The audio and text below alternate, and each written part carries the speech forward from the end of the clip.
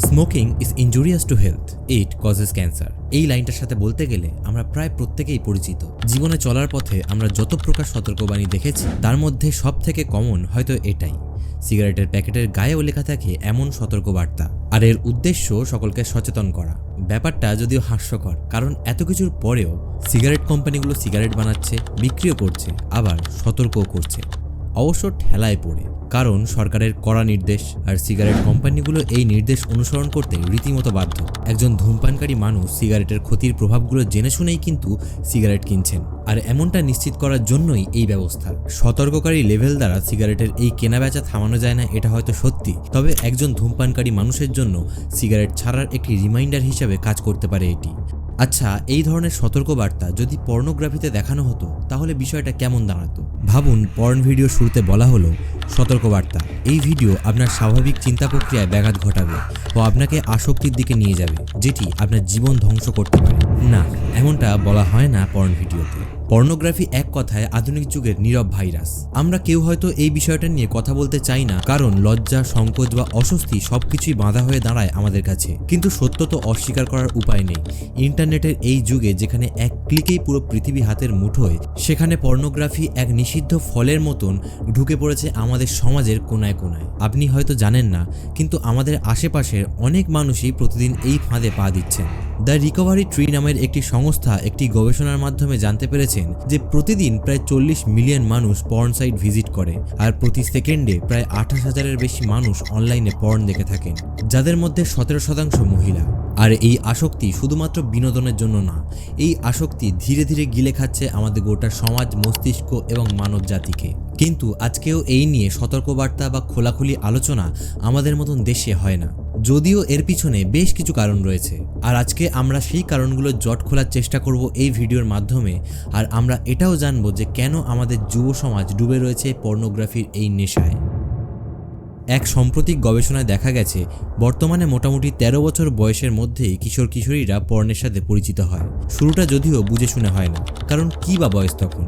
সাধারণত লুকিয়ে লুকিয়ে সফট পর্ন দেখার মাধ্যমে এর শুরুটা হয়। আর এই সব জিনিস তারা কিভাবে হাতের নাগালে পায় সেটা নিয়ে আলোচনা না করাই ভালো, কারণ ইন্টারনেটের এই যুগে মাত্র একটি বা দুটি ক্লিকেই পৌঁছে যাওয়া যায় পর্ন সাইটগুলিতে।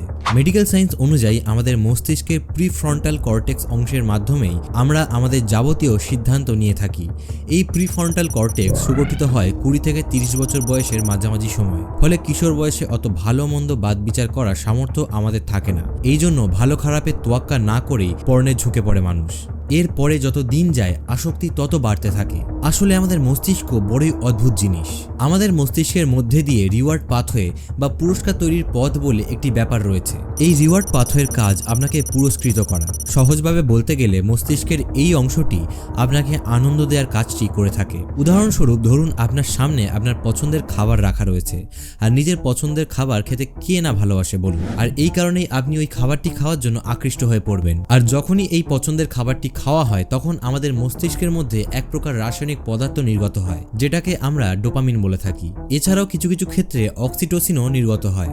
দেখা গেছে পছন্দের খাবার পেলে আমাদের মস্তিষ্ক সাধারণের তুলনায় 10 গুণ বেশি ডোপামিন রিলিজ করে। একইভাবে সেক্স, মাদক গ্রহণ এইসব কাজে রাসায়নিক পদার্থগুলি ব্যাপক হারে উৎপন্ন হয়ে থাকে।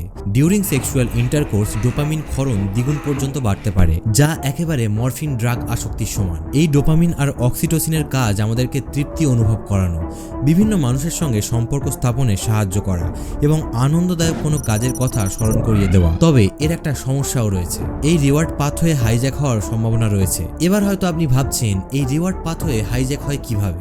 সাধারণত যে কাজ করতে আমাদের ভালো লাগে সেটার যত বেশি পুনরাবৃত্তি ঘটানো হয় তত বেশি রিওয়ার্ড পাথওয়ে তৈরি হয় আমাদের মস্তিষ্কে। আর ঠিক এই কথাটা পর্ন আসক্তির বেলাতেও একইভাবে কাজ করে।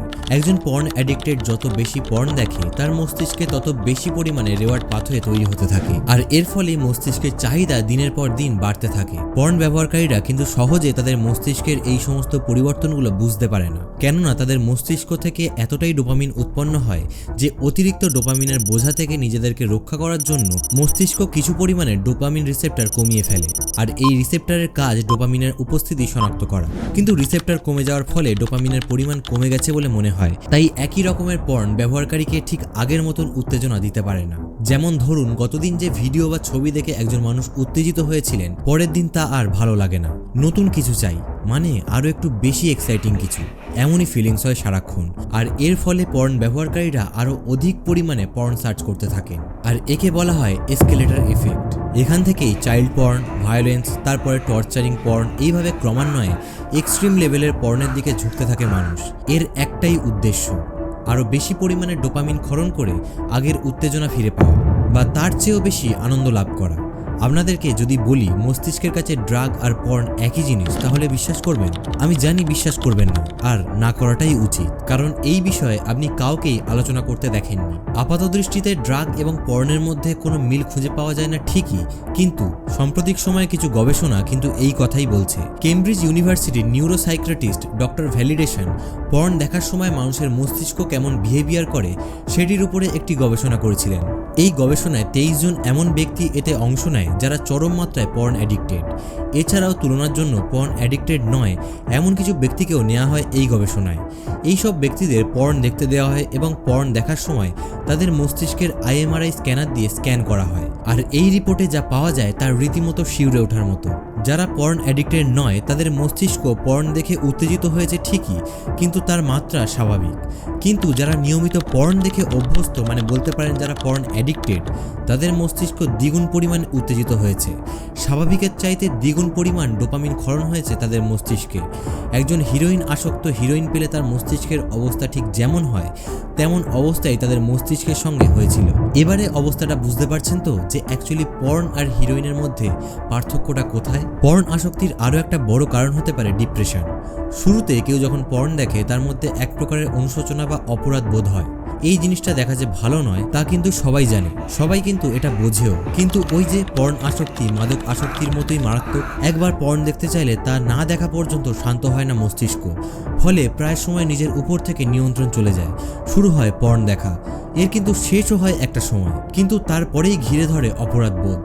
সেখান থেকেই শুরু হয় হতাশা, এবং এর ফলে সেলফ কনফিডেন্স লো হয়ে যায়, কমে যায় টেস্টোস্টেরন হরমোনও, যেটা কাজে লাগে পুরুষের উৎসাহ উদ্দীপনা সৃষ্টিতে। টেস্টোস্টেরন কমে যাওয়ার ফলে প্রোডাক্টিভ কাজে আগের মতন আর আগ্রহ জন্মায় না। ব্যক্তিগত জীবন ও কর্মজীবনে নেমে আসে এক কালো ছায়া, হতাশা আরও বাড়ে। এই হতাশা থেকে বাঁচার উপায় কি? খুব অল্প পরিমাণে ডোপামিন শর্ট। আর তা পাওয়ার উপায় কি? হ্যাঁ, ঠিকই ধরেছেন, আবারও পর্ন দেখা। এইভাবে পর্ন দেখা ডিপ্রেশন থেকে বাঁচতে আবারও পর্ন দেখা, এমনই দুষ্ট চক্রে আটকে যায় পর্ন অ্যাডিক্টেডরা। আর এটা এমন এক চক্র যা ভেদ করে বাইরে আসা মোটেও সহজ কোনো কাজ নয়।